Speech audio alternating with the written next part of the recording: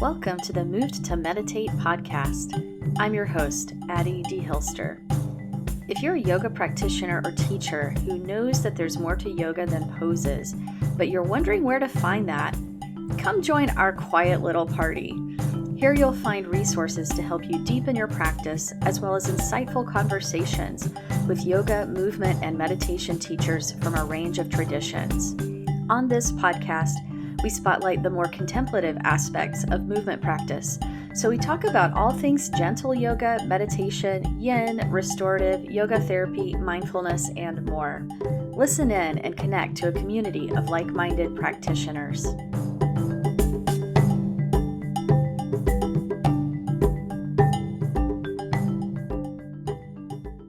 Hi there. Quick note about today's episode before we get into the conversation. The audio on this one has some glitches. It's a little imperfect. I didn't have my headphones yet, and Jur had some beautiful wind chimes behind her, so you know what that sound is. But I think the conversation is definitely worth hearing, and it should be good enough. So thank you for your patience with the evolving process of learning how to podcast on my part, and I hope you enjoy this conversation despite the imperfections. Hi, everybody. Welcome. Today, I am thrilled to be speaking with Jur. Jur, I meant to ask you before we started to record if you just go by Jur or if you use a last name these days. Casually, I just prefer my first name, but for our recording, we can say Jur Jones. The one and only. In case people want to find me, but what's her last name? We don't know. Like Jones is her last name. But you're, kind of like Madonna, like just Jur. That's plenty. Yes. What else do we need to know? Thank you. Prince, Madonna, Cher. Let's see. The list goes on. Beyonce, right? Just one name. How can we forget? Well, I met Jur when I had my yoga studio in LA because we hosted trainings with Accessible Yoga and Uprising Yoga, and she was guest teaching with both of those organizations, highly involved in those and many other amazing organizations around accessibility and social justice and yoga as service. And Jur is also, if you have a copy of Jivana Heyman's Accessible Yoga book, she's like the main model. So the gorgeous photography in there features Ms. Jur. And I'll just give a little bit from her bio so people can get a sense of the breadth of what Jur is involved with. So she practiced for a decade before the teaching bug bit. And she decided she wanted to share the healing benefits of the practice with those around her or who didn't have access to the practice. She connected with the Prison Yoga Project and learned how to work in the prison system, and later got involved with several nonprofit organizations that were doing outreach and landed with Uprising Yoga in particular. And Jur realized early on that it was important for her to teach under-resourced populations where she feels yoga is really necessary, but not always available. So she currently teaches trauma-informed yoga to underserved communities, seniors, and in jails and institutions. She's certified to teach through Accessible Yoga, Yoga for All, Loyola Marymount University's yoga therapy program, and Yoga for Trauma with Hala Khoury. And she's also a community partner with the Yoga and Body Image Coalition. Some really great organizations in there. And her bio ends with this important statement: yoga is for every body, every race, every size, every shape, every gender. I love that. Thank you. Yes, thank you, Jur. So I know that was a lot of the kind of resume points, but what would you like to tell us about your background and how you came into yoga and your yoga life? So I was a yoga student for 10 years, and I had no intentions of becoming a yoga teacher or even taking a teacher's training to deepen my own understanding of yoga. But I was at Bhakti Yogashala in Santa Monica, and the young lady that I was teaching under, and her name is Amy. Amy was the last name. Anyway, Amy. just casually mentioned that Bhakti Yoga Shala's teacher training was starting in a few weeks, and out of my mouth flew, I'm going to take teacher training. And where it flew out so fast, I'm looking around like, who said that? And that's how I started a teacher's training. I liked that. I loved that space. Unfortunately, it didn't make it through the pandemic. I loved Amy. I would do the classes were donation, so I kind of sampled around the different instructors, but I kind of landed on Amy, and why I landed on her. Martin Luther King's birthday of 2011, she read his "I Have a Dream" speech in its entirety, and it's really long in Shavasana, and I'm sobbing with puddles of tears in my ears. Right, it was so beautiful, and you know, whatever happened, I signed up for the training there, and while I was in that training, I read an article about prison yoga written by a lifer, and I had no concept of yoga other than studio or gym yoga, and that yoga was happening in San Quentin prison. And the name of the man, Prison Yoga Project's James Fox, was in that story. And I started communicating with him and bugging him to come down to LA or come to LA. I didn't know where he lived. I thought he was on the East Coast, but he's up near Berkeley. Come to LA and please teach us how to teach in jails and prisons. Some of the people in my teacher training cohort were interested to learn about that as well, and did not like our training did not cover trauma. This was bhakti yoga, so they are not talking about trauma. I don't know about these days, but it was not part of our curriculum. But I learned how to play the harmonium, so so anyway, but he finally came, and I just told him if any group in LA needs a teacher for going into the jails and prisons to please consider me, since I felt I was very valuable in getting him to come to LA. Because many times he told me no, I'm not coming, and I just kept knocking, tapping, like you have to come, you have to. And finally he came, and eventually a group reached out to him that needed a teacher, and it was a volunteer. It's for me. It's always been volunteer. I would love to be compensated for teaching in wherever I show up, but I have made it my seva to teach in those populations um, without compensation, because those people in there need it the most. And so and plus I needed to get in there, get cleared and all that. And so I said, I'll go with anyone who will have me. And that's how I got started, and eventually linked up with another group called Prison Yoga and Meditation. And Mr. Fox's program does not have leads to get you in places. He has resources on who you write to, who you talk to, who you try to get in contact with to discuss bringing a yoga program in whatever type of facility it is. But Prison Yoga and Meditation with Nancy DeVille is her name. She actually has arrangements with several state prisons, the federal prison, and several county jails. And so throughout the various years, the last, let's see, would be maybe 8 years, we've been in and out of places. It's really, really challenging dealing with these type of carceral or penal systems, because they don't really want people coming in there teaching yoga, and so or teaching stuff. But it's a lot of resistance, a lot of it takes patience, and applications and clearances, fingerprints, TB tests, and just it's a real commitment, and none of this time is compensated. So it kind of weeds out the thrill seekers, the ones who want to go see what it's like to be inside a prison. I want to go inside and teach. It weeds them out, because it is a very tedious and prolonged process to actually get in the jail, inside the prison.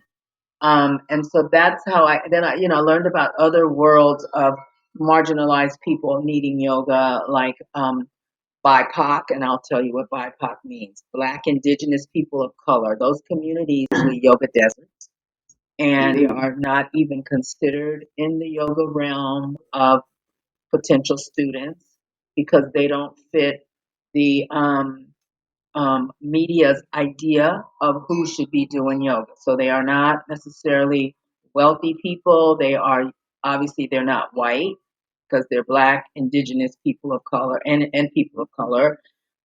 They are not always, thin, and so they get kind of left on the sidelines. They're not thought about for marketing to, You look on the Mhm. magazines, they are not on the covers. There's been a little movement on that in the last 5 years on the magazine covers, but typically you're not seeing older people on the covers, people of color on the covers. You're seeing the same cookie cutter look on the covers of those magazines, which is really unfortunate because what happens is it turns off so many thousands of potential yoga students because they don't see representation of themselves in any of these publications. So yoga's not for me. Yoga's not for me. I am not welcome there. This is what they see, and it's really unfortunate. Mhm. So I'm here to break some barriers and let them know that yoga is for us too, and we're going to do yoga and we're going to heal ourselves. And we may not have $30 for a yoga class, but we can do yoga together in a park, in a community center, in a senior center, in the library's meeting room. We can do yoga together too. And you are doing a lot single-handedly to break down those kinds of barriers and to make yoga accessible in all of the ways it needs to be made accessible to people and to improve that representation in the media so that people actually see yoga as something that might be beneficial for them or open to them, which is, a huge barrier.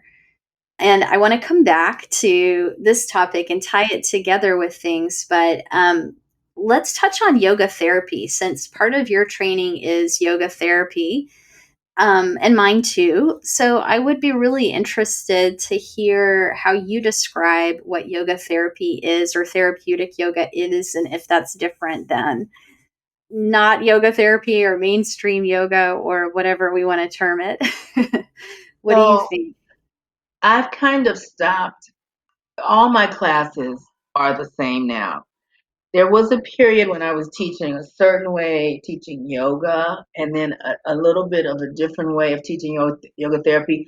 I haven't done a lot of one-on-one yoga therapy arrangements where I'm taking someone with an ailment or malady and working with them specifically. So that is one big difference I find about yoga therapy is typically we're working with a one-on with an individual, and in the realm of yoga therapy, working with that person for 6 weeks, doing an intake with them and what their goals are, and then trying to get compliance from them to do what we ask, and self motivation to do a few practices throughout the week, the days that we don't meet. Based on their their special injury Yes. or illness or wellness need. Yes. Yeah. And so what I've done is I end up teaching in places where the people are really broken, for a number of reasons: low income, bad lack of health care, living in. They're not even called food deserts anymore. I'm hearing them called food areas where there's food apartheid. And Hmm. so just a lot of, I mean, even learned about the trees and how the trees were strategically either planted in rich neighborhoods or not planted in poor neighborhoods, and how they can affect health and overheating the body in certain climates and all that. Who thinks of this? Who thought of like tree? I don't even know. I don't even know. But It's amazing how deep this goes it goes. and things you'd never think of. I just learned of that this year. I was listening to NPR, and the lady's talking about in poor communities, there's 40% less trees. That's a lot. That's a big percent of Hmm. not putting trees in those areas. So the air is not as clean in those areas. We know that leaves help us breathe better air and all that. Okay, I went on a tangent. Okay, let me Just go another back. example of how some communities have been invested in and some Yes, have deliberately not been invested in. exactly. It's sickening. And so I, if I'm teaching in those communities, I'm not doing intakes necessarily because these are not my students. They are clients of the place, right? And so Like they at are, a facility or an organization. yes, a community center. I'm teaching on Zoom a community clinic. I'll go in live once they allow live things to happen, inside the clinic. But um, so we know if they're at the clinic, they're having some sort of challenge. And so I teach basically, I flip into the more accessible style of teaching where everyone can do something with me. We are not Hmm. doing one-armed handstands. We're not doing any of that. We're going slow and thoughtful. We're breathing, and just and noticing and feeling as we go through what we're going through, the different sensations that are moving around the body. And so in my mind, that's also a form of therapy as far as, being thoughtful. Check your breath. How's your breath? How does your energy level feel right now? Are you feeling a little more settled than when we first began? And then teaching them tools to remember when your low back is hurting, painful, tense, tight. The yoga lady said for me to try this. So I'm going to try this while I'm sitting watching television or while I'm sitting, wherever I'm sitting. So giving them tools for future reference that don't necessarily require them coming to the yoga class itself. And so in my mind, that's a form of yoga therapy as well. That's something that they can do on their own, like as if just like if they went to a physical therapist or even a chiropractor where they give you homework. Try to do these things. Like I just started with a chiropractor a couple months ago. She gave me a sheet of treatments to do to myself that in the between times of me seeing her every week or two. And touching on to de-stress, maybe stop what you're doing and just focus on your breath. Look around you, ground. Take time for yourself and just wherever you find yourself, if you're starting to feel overwhelmed, just stop what you're doing, just sit and breathe. Notice where you are, notice where your feet are touching, what your feet are touching. And so also, using that as another form of therapy of managing emotions with triggers or activations come up, to not just, I'll be all right, I'll be all right. No, to really tend to yourself and manage that so that you can use those tools for that kind of regulation as well. And so when I also think about yoga therapy, it's pretty inaccessible to the average person because therapy classes are expensive. Yeah. It's a higher level of yoga and attentiveness to your the instructor student attentiveness, or Yeah, the it requires instruction. more from the Yeah. instructor side, and people have really specialized skills and knowledge. So there's that side of it, but it can be really financially inaccessible to people. And unfortunately, insurance does not acknowledge yoga therapists or yoga therapy. So um, our people cannot use insurance to get our compensation. So it's really a struggle. And the only thing I could figure out is that if places that have either, I don't know, donors or sponsors sponsor yoga therapy. We know there's a clinic in Venice called Venice Family Clinic. Prior to the pandemic, they offered yoga therapy to their clients, and the instructors were yoga therapists in training for Loyola Marymount University's yoga therapy program. They have clearly made a way to offer yoga therapy, and many of those people at that clinic, I would say low income, maybe indigent because they're using the community clinic, um, and they're getting yoga therapy. And so the Western doctor does his or her treatment or recommendation, and then the yoga therapy students are behind learning and working with the same client or same patient. And so that is, I don't know the details of how to make that work, but I would think that a lot of these large hospitals that have scads of money can find a way to offer yoga therapy to people that are of low income that cannot afford to go out and make a relationship with a yoga therapist. That seems like a good model where a larger institution or an organization that is grant funded could actually cover the cost of the yoga therapist coming Yes, in. And yeah, I'm excited for us to see more of that, yes, hopefully, in the coming years. It seems like right now it sort of falls on individual yoga therapists to kind of pave those pathways and hmm to have the savvy to interact with the health, hmm yes, organizations and to get their foot in the door. So that's an uphill battle. That's not always our skill set as yoga teachers and yoga yes, therapists. So yes. yeah, but I'd like to see I more of it. I was teaching in 19 at a clinic in South Central, that was predominantly a Hispanic clinic, and the physician's assistant hired me to teach yoga every Saturday morning, and she knew I spoke no Spanish. We all knew that. And when I got there, she asked one of the students to translate for me, which never really feels right to me because the student's trying to do their yoga too. Yeah, so I only lasted there about a month, and I just felt I was out of integrity. I was just like, this is not right. It's not right. I have the student translating, and she's trying to figure out right arm, left arm, and everything I'm saying. And so I asked the physician's assistant that hired me, I said, may I please refer to you my Spanish first language yoga teacher friend? And so she hired her to teach, and if the pandemic messed that up. But during the pandemic, the same physician's assistant contacted me and said, I need you to do some Zoom videos, just like 10-minute shots of different yoga. And so every week for I don't know how many months she'd have me send her these videos every Sunday night, and she'd provide them to the clients via whatever method it took to get it onto their devices. And then she called and said, I'd like for you to now do 1 hour classes on Zoom. And once the clinic opens, I'll be going back. And so this is a perfect example. They're paying me really well to teach on Zoom. And so they can send out the videos. Actually, the people can show up live and do it with me, or they record the videos for a library thing. And I am teaching, even though they don't know it's yoga therapy. That is what I'm teaching. I'm teaching them yoga therapy, how to help themselves in the meantime.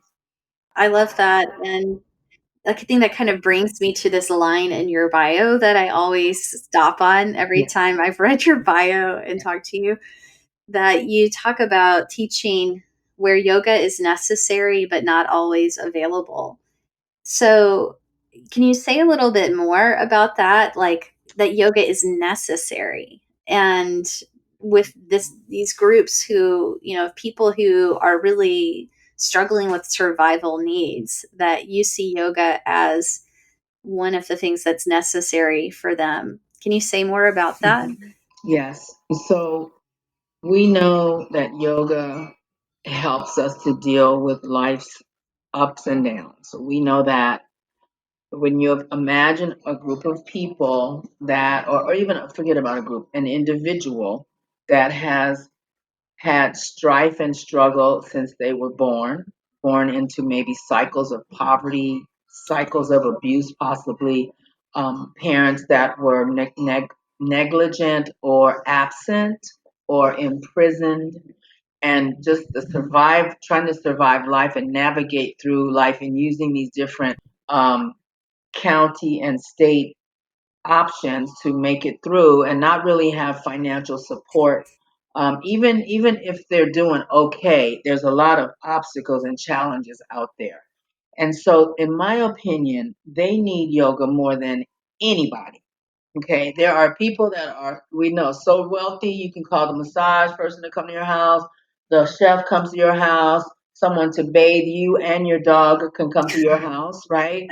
And the people that are in the struggle, they sometimes turn to self medication because they need some relief. They're not thinking about yoga. And so I feel that these groups of people, these marginalized groups, really need yoga more than any of us on the planet because they are faced with systemic racism, institutional racism, obstacles, police brutality, just all manner of stuff being pushed at them, and they're supposed to navigate and make their way through and become useful citizens, tax-paying citizens, when the system is not really set up in an equal, even way for them to make it. And so that's why I think that's why I like personally to go into these gritty spaces and let them know that yoga, you can do yoga too. And again, get away from looking at the magazines and all the little contortionists on Instagram. That's not reality. But to use yoga to soothe yourself, instead of reaching for another cocktail or a cigarette, try some breath work, try some stretches, lay in your bed and just twist around and move. And so that is what I believe about how yoga, is more needed in those environments than people, who might have a nervous breakdown because the stock market crashed, but still live in a mansion, with a driver and a bunch of cars and all this other stuff that these people somehow they make a way out of no way, and sometimes they're under pressure.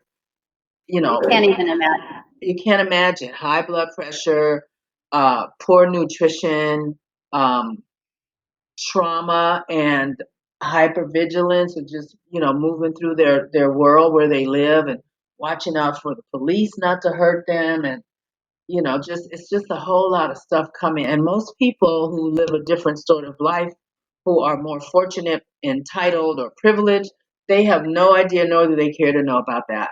They don't care because they don't. Like, that's not. I don't want to know about that. It's ugly and uncomfortable for me. I don't want to be uncomfortable. I want everything to just be perfect. So I yeah, know you kind of alluded a few times to really like giving people tools that they can practice on their own and simple things they can remember to do. And I think that's so empowering as a yoga student because sometimes we think that it's got to be like complicated or we got to know how to do the pose exactly right or like put together this sequence or it's got to be like an hour or whatever. We make it harder than it has to be. And yet like you and I know the power of 2 minutes of yes, mindful breathing. correct, And yes. like that, if you can share those kinds of things with people, you can give them something that can really make a difference. I, throughout my classes, will remind my students. So, just for the audience to also know that I teach sex trafficked women that are in the court system. So, they're in what's called a diversion program. And if you can just imagine being under the control of another human being and making sure that you do everything that she or he wants you to do within the course of a day and tiptoeing around them not to upset them. So we have this kind of thing going on also in domestic violence, that I don't want to upset her because she's going to go off on me, so that whole, hyper vigilant, being a small, just it's a lot of pressure. So these women are in the court system right now. They were arrested, and for whatever reason, but also they are sex workers. That might not be why they were arrested, but part of it, they are sent into what's called or sent to a diversion program. Diversion programs help people get out of like that lifestyle. Diversion programs are also assigned to people with drug and alcohol problems. They go to a drug diversion program or alcohol diversion program. And so um, they show up every week for different classes. It might be parenting, it might be alcohol anonymous or NA meetings or whatever. It could be job skills meetings with counselors, and et cetera. And so they have to go X amount of times to these courses and then present their completion to the judge for him to move on to the whatever's next for them. And so I've been teaching at this place maybe now 3 years. And we went virtual last year. And so, but before that, their office but where I go, they have two offices, is so tiny that there's no room for yoga mats. The only place we could put yoga mats was out in the hallway, but it's a building with other occupants, so we're not doing that.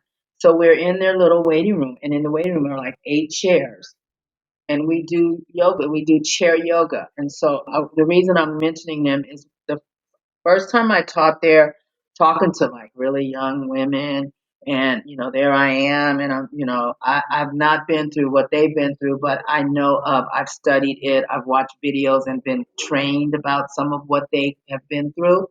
And so I said, if something's going sideways, just try to stop what you're doing and take some breath so you can get some clarity on how you respond or react, so you can have a plan and not, or not say something to someone that you can't take back and you ruined a relationship or whatever it could be.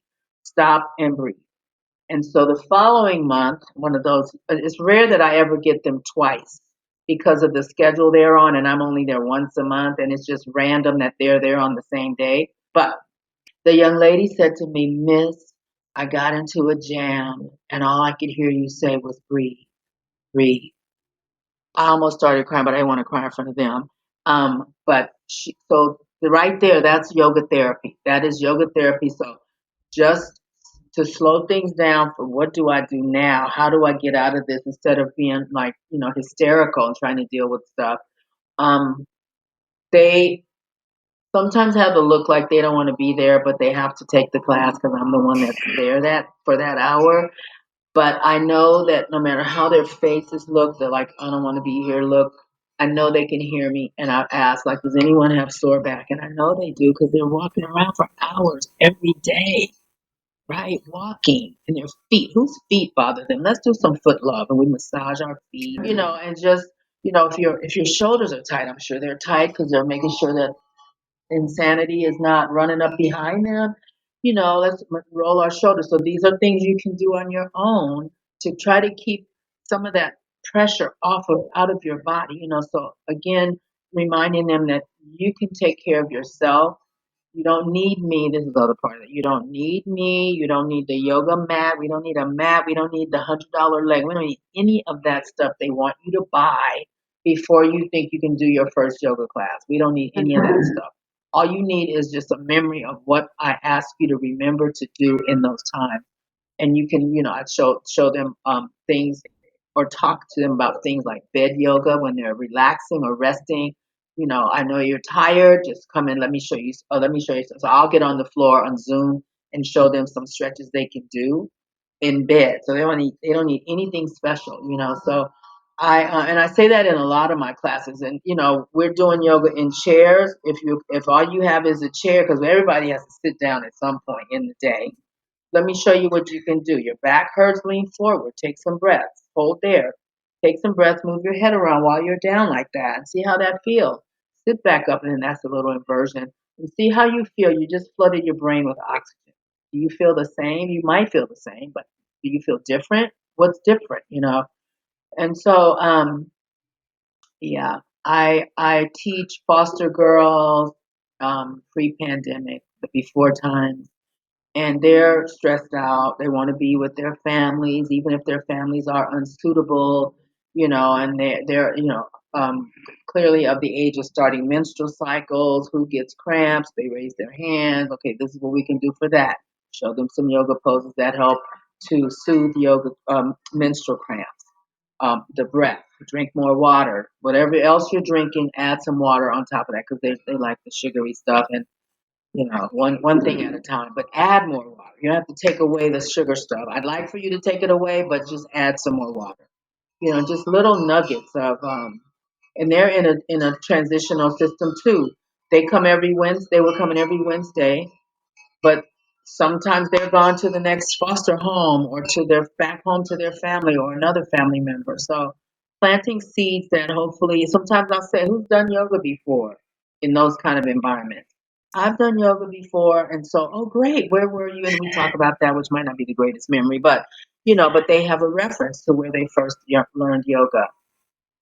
That's amazing. And examples you're giving of how you make the practice specific to, to the needs of the people you're teaching, which is like the hallmark of yoga therapy, but you are offering it in a context that makes more sense to reach these groups of people who wouldn't be able to go like Right. sign up for a private yoga session necessarily.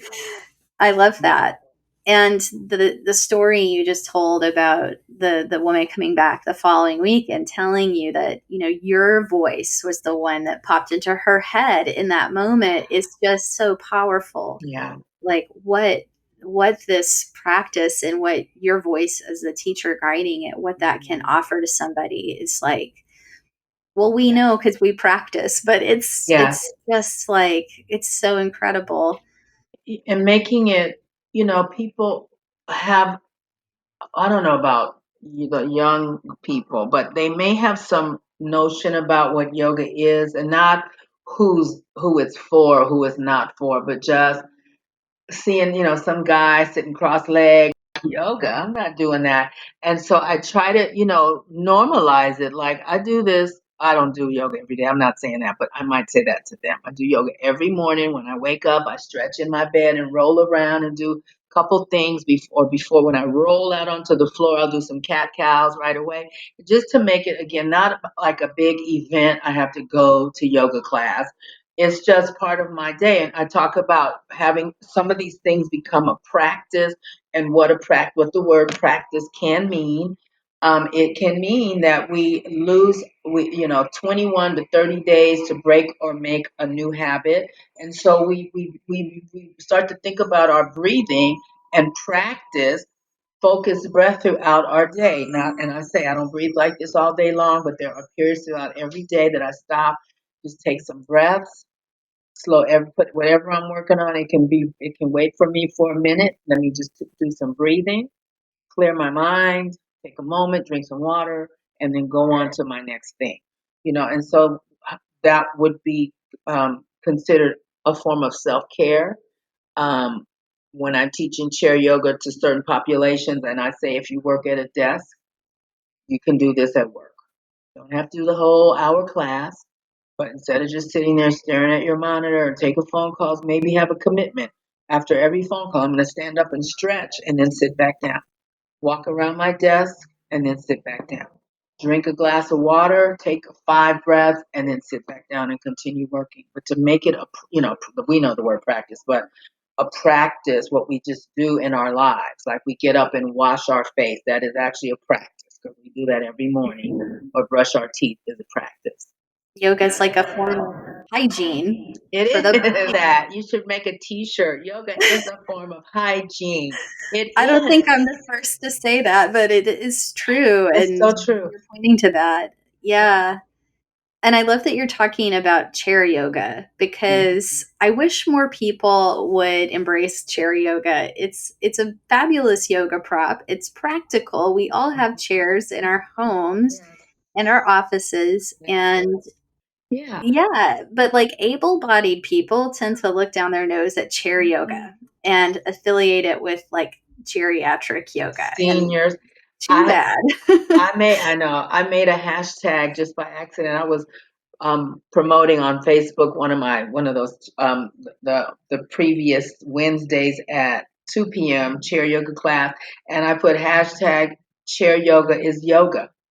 Chair yoga is yoga, and people say it's for old people. Well, how come they're doing it in the schools? They can't drag all the kids out to the playground with a yoga mat for the 5 minute stretch break and then bring them back in. They do yoga right at their desks. So breaking those old misconceptions about what chair Yeah. yoga is. And we have to sit down in the day at some point. But we might not want to commit to getting down on the floor. Not that it's a big deal, but for some people, they don't, but they can sit down and twist in the chair. Well, what if you're in your Your office? skirt and your hosiery, right? It's just about making it practical to me. And, Yeah, I'm all about using every piece of furniture in my yeah, house as a yoga prop. So it's like exactly. no holds barred, but I love that.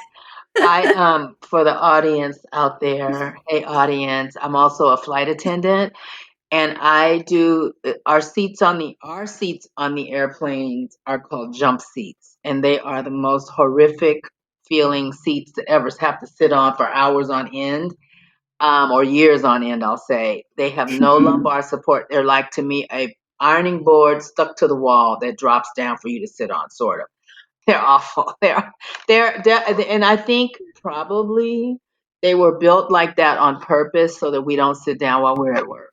But there's always a period of, unless it's like a 50-minute flight, there's a point where you're done with what you're doing and you have like another whatever, however long time until the plane lands, but it's awful. But anyway, so I what I call jump seat yoga. So I'll have some of my coworkers. I'm like, okay, we're gonna do a stretch. Y'all sit down, and the seats are either single or double. So whatever. If it's a double one, I'll sit next. I'm like, okay, reach up, and they're making faces like this is weird. I'm like, just because they're embarrassed, right? Don't be embarrassed. I'm not embarrassed. Inhale, breathe.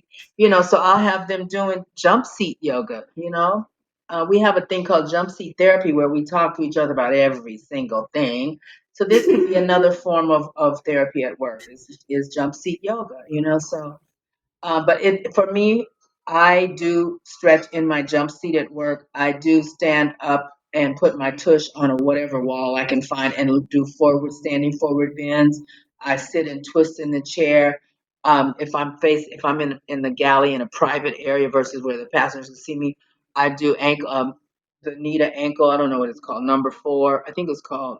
whatever. Oh, figure. Figure four, seated though, and forward bend and just hold and and in those planes, especially the smaller ones, I feel like I am braced all day long just from space constraints, right? And so for me to be able to move around a little bit and just kind of let some of that sensation of bracing go, I do yoga on my flights. Not a lot, not a half hour, but just throughout the flight, I'll do a little something just to loosen up. So I'm that sure that would feel better during your shift, but also to be present and calm for people and to have better communications with your passengers. And, yes, we know it's intense times on the airlines right yeah. now.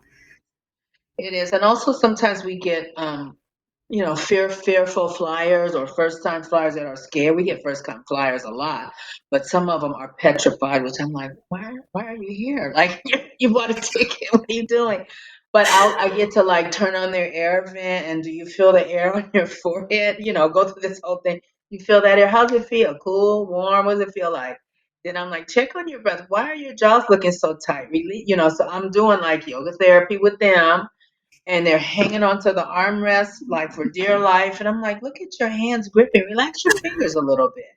It's going to be okay. And I understand the fear. I get it because I've worked with it for 40 years. But we're going to be all right. I've never had any problems with the airplanes. I made it to everywhere I was going in one piece. The plane was in one piece. Just take some breaths, feel the air around you. Just take them through this whole thing, just to get them to settle in a little bit. And if that doesn't work, then I offer them a shot of tequila now. That's funny. I have to tell you this story because my grandma was one of those fearful flyers, Uh-huh. and she's 89 now, but she's only ever taken one flight in her Okay. whole life. And she always would say, I don't need to fly until I'm with the angels. And the only Lord, huh? reason she flew, I mean, she's from Alabama, so, Uh-huh. that's how she's phrased it. But the only reason she flew is like shortly after my grandpa died. She was in a different mind state, and she decided to go visit my aunt in Texas, and it's a long drive. So Uh-huh. she actually got on a plane, but they gave her like a glass of wine and all this stuff, which is very out of character for her. And like clearly someone had to take care of her to get through that first flight, the Yeah. first and only flight. I mean, I guess she flew back, but Right. that was like a real anomaly for her. Yeah. It's a strange feeling to feel like you're not on the ground, you're in a thing that's moving, but it has a floor to it.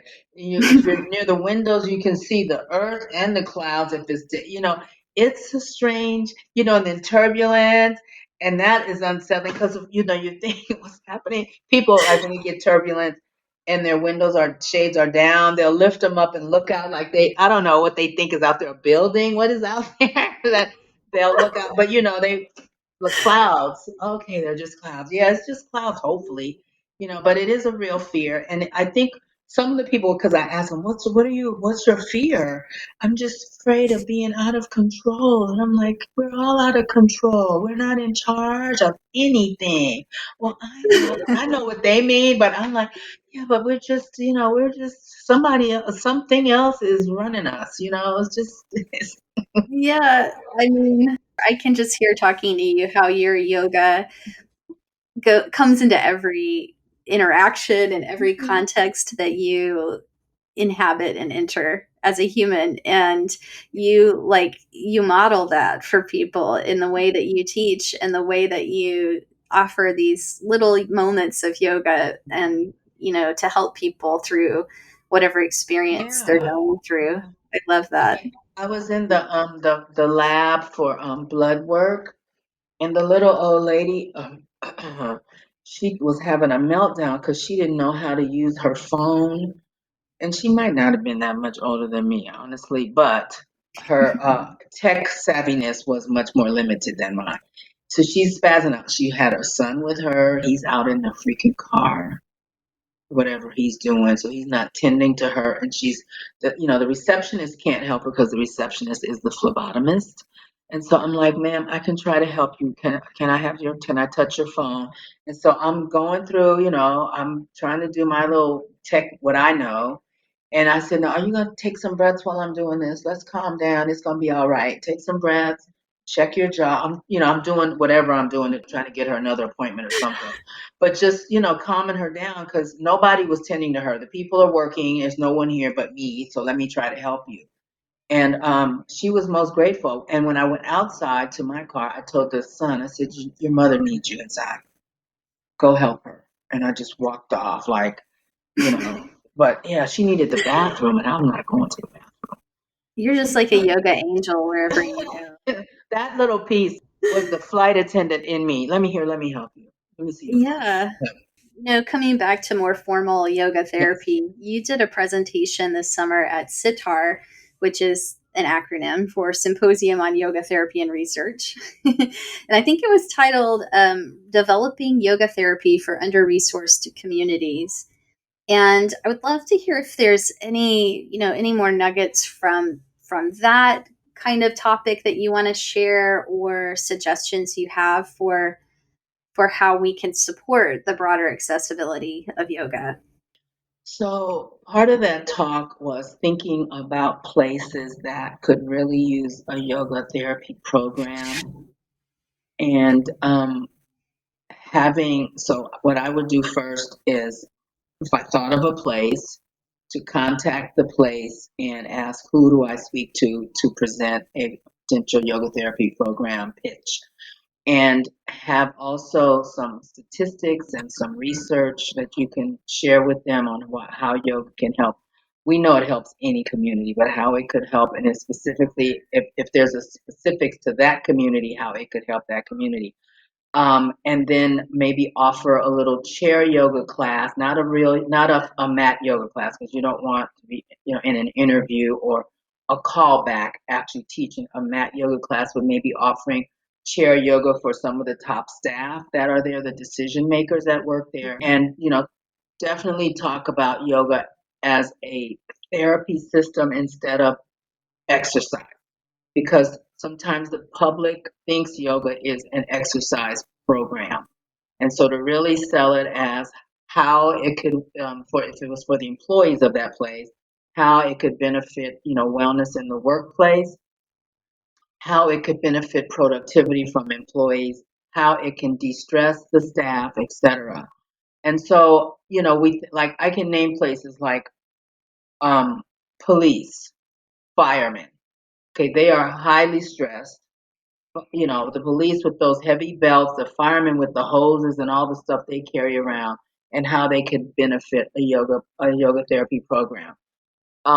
School teachers right now they are super stressed with the vaccine, no vaccine, kids in, kids out, pandemic and all that. They could use a yoga therapy program. Um, Medical professionals, so the frontline workers like maybe EMS, nurses, doctors. So you think about places that could be, and I really do believe that most types of industries, the workers can benefit from yoga.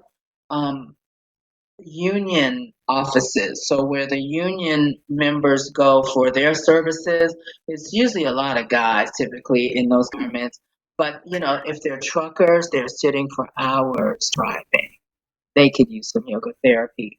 And so just thinking, just letting your mind kind of wander on what types of industries or places or even places that you shop or work at. I mean, or have do business with.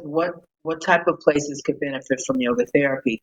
And so there you get a broader idea of who you can try to serve versus the usual yoga studio environment. You could think about after school programs for children could use some yoga therapy. Even yoga, I know I don't know what schools, but some schools have yoga as part of their curriculum in the class in the school hours. They'll have a portion of time where they're actually doing yoga.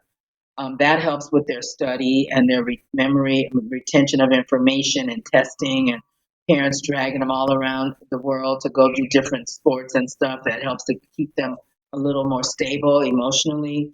So, how yoga can help the children. Um, and so, to me, our imagination can run wild with ideas, and sometimes it's a tough sell because you have to maybe find the one person in that group that is a yoga person, so you get buy-in with them instead of trying to like, Try to sell them on it. yeah, convince them that they need yoga. And that's why I suggest to offer. I know one place I was asked to come and do a as a volunteer to do a class for this. It's a place I still work there, but it's called a place where people go that were formerly incarcerated. They call it a parolee resource center. So the people that were incarcerated go there for services, and an intern contacted me and said, would I come and teach yoga to them, and I did, to the staff there, and I did. And the director said that was really great. We did a mat class. Will you come back? And I said, well, I can come back, but we have to talk. And she hired me, right? And so we were doing staff and the clients together, but some of the staff didn't like that because it was a blurred boundary. And Hmm. so they ended up just letting it be for the client, but the staff wanted yoga too. And so we do like a special event where I come in, it would just be the staff and we do yoga. They are really stressed out because they're dealing with people that used to be in prison and trying to help them get on the right track. And the energy, sometimes the men out of prison, probably the women too, but toxic masculinity happens. So they're kind of like a little rough and gruff, and they needed that in prison to survive, but sometimes they can't turn it off because Hmm. that's how they've been living. So it's kind of the staff are a little stressed out too from their job. So again, a place where they could use a yoga therapy program for the staff and their clients too. The possibilities are endless when you start to think this way. And when you start to think about, instead of how can I get people to come to me, where can I go to people? And who could really benefit from this kind of therapeutic practice I and think yoga it's practice? Yeah, I think it's easier. I mean, it's more convenient for people to come to us, but it's better when you go to them because their mats are there. You don't have to deal with that. The chairs are there. Hopefully, you don't have to deal with that. You just show up and teach, and then you leave and you're done.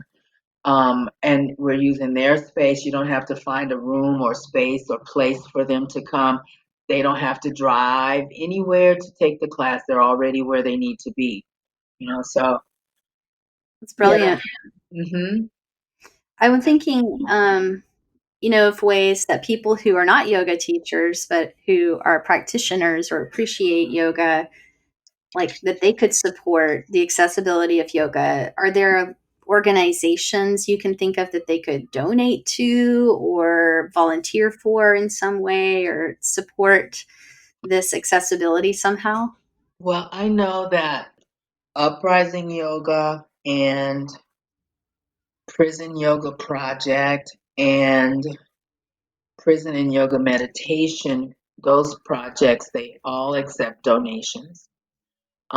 They do provide free yoga to a variety of people at variety of places. So it's not that necessarily the donation is going to pay the instructors, but the donations allow the instructors to go and to bring yoga into again to marginalized people. There are more that I can't think of right now. For the person interested in yoga, I always suggest, if you can't get to a class or not comfortable going, I always send them to YouTube just to get them in the groove of some kind of yoga. But I suggest to them to look at chair yoga and night, like bedtime yoga. So something that's really gentle where they hopefully won't hurt themselves starting out brand new unsupervised. Just try it out. You don't have to spend any money. See how you like it. See how you feel the next day. You might feel a little different. And that feeling is what kept me coming back. I started my little yoga journey, we'll call it. I had a hysterectomy in 2001 and I had to take a break from flying, as you can imagine. But someone along the way, before I had the surgery, suggested that I go to yoga to get strength back to go back on the airplane. And that's how I hobbled into my first yoga class. I was recommended to a certain teacher, shout out Bhavani, love you. And I called her in advance and I said, so she was doing yoga. She didn't know she was doing yoga, but she's been teaching 50 years. But so she's definitely a Wow. yoga therapist. But I just said I had a hysterectomy and I want to come to your class. And can I come? Would I fit in? Basically, and she teaches multiple levels all together, like a orchestra director. She does a great job. And it took me about 9 months. Then I started feeling, wow, I feel awesome. Like I felt the difference, and it was sustained in me because I was going so regularly because I was, so interested in it, being kind of pulled along by the allure of what yoga is.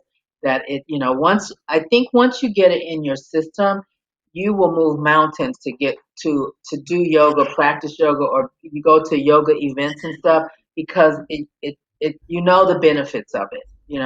It's kind of a sneaky thing like that you start to want to do more and more. And then things started changing. I started eating a little better and taking a little bit better care of myself because I felt so good from that things shifted around for me in other areas, which was awesome. I used to smoke cigarettes. I know. No more. More, I know.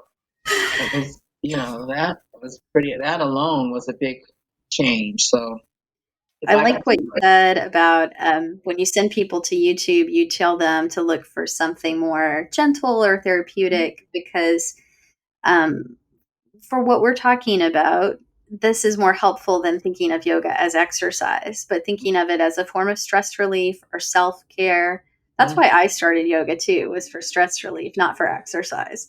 So that can be hard to find sometimes because it's so dominated by this kind of like fitness yeah, culture. yeah. And that's our job too, is to convince people that that's not the only way to practice yoga, that you can do something more nourishing. I mean, that may nourish those practitioners, that style, but we can find something that nourishes our bodies and our spirits in a different, that looks totally different from that, and make yoga fit our lifestyle and our abilities versus forcing ourselves into shapes and poses that don't feel good. It's funny when for many years I would hear the pose that we don't like is the one we need to do the most. Did you ever hear I've that? heard that. I, Um, I've heard it. Whatever pose that I would have a struggle with, teachers would say that's the one you need the most, and I'm like, I hate this pose. But then with accessible yoga, thank you, Jivana. Shout out to you.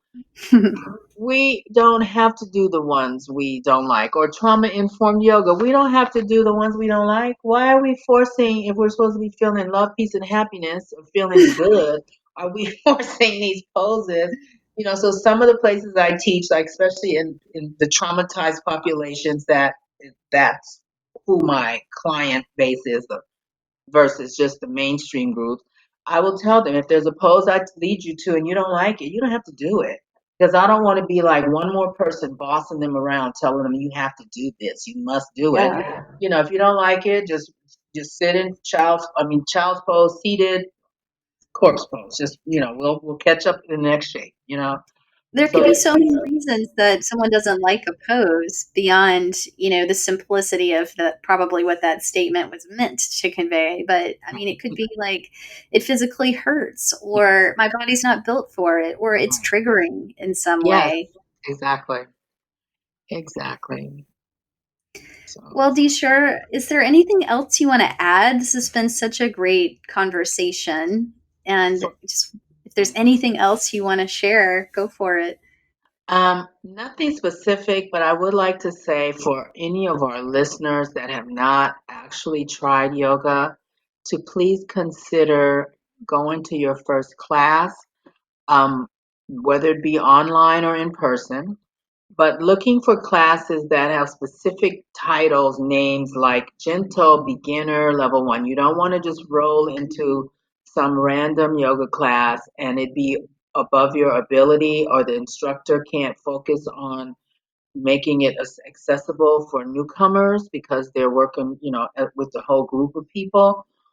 But finding and you might have to go to several classes, several different instructors before you find the one that most resonates with you, that your how you feel when you leave makes you feel like you want to come back again. I've heard from many people over the years that they took a yoga class and it kicked my butt. It was too much. Friends brought me to class and it was too much, and they never went to yoga again because they thought all the yoga was the same.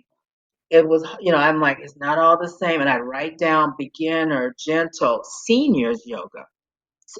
When I was in my 40s, I was going to seniors yoga classes because I could hang, I could feel it and keep up. Sometimes the higher levels, I was trying to race through and keep up with them, and I get frustrated. That's not yoga to me. So anyway, find a instructor that you love. Find a studio that has instructors that you can experiment with and take different classes. Start with the baby steps. Do not step into a level 2 class. Just start at the bottom and work your way up. And look at chair yoga classes. There are also bed yoga classes that you can literally do in the comfort of your bed. You don't have to get out of the bed or onto the floor. You just do it in bed and just try it and see how you feel. And it might sneak up on you and become a practice that you want to do regularly. I want to thank you so much, Addie, for having me. Thank Thank you, you. Sure. Can Yeah. you let people know how to connect with you or follow what you're doing or find you online? How can they do that? So my web address is idreaminyoga.com. And then my I'm not on Instagram so much, but it's Ms. Dejur, Dejur, and I'll spell that again, Mzdejur. And then Facebook, I'm all over Facebook. So just look for me with my first name, De, and then a space, capital Jur, Dejur. And I hang out there more just because I know how to navigate it better. I have to get with the Instagram program at some point, but I can't handle Facebook anymore. It's gotten too like cluttered and complicated, and every time yeah, I go on there, I'm like, oh my god, and I'm like heading back to Instagram. yeah. Sarit has given me tutorials for Instagram, and I'm like, I don't understand. I had to ask a passenger, how do I post something from my computer? She's like, ma'am, you can't post from your computer. You have to Yeah, use your phone or your tablet. I'm like, oh my God. I was like, where is it? Anyway, that was 2 years ago. But yeah, that's so why I called please, you Ms. Jour because I know you from yeah, your Instagram handle. yeah. Yeah, so please get in touch if you like, and I wish you all well. Thank you so much, Addie, for having me. And I just want to say, may you be happy, may your life have meaning, and may you be an instrument for social change. Thank you so Oh, much. thank you so much, Dejor. I can't think of a better way to end. And I so appreciate your time sharing the amazing work that you do. And I know people will be inspired listening to this. So Thank you. thank you. Thank you. So that's today's episode. If you enjoyed this conversation, please share it with a friend and or leave us a review on Apple Podcasts and help others find us that way. To learn more about my work, the Moved to Meditate class library, live online classes, teacher trainings, and private lessons, go to movedtomeditate.yoga. Thanks so much for listening.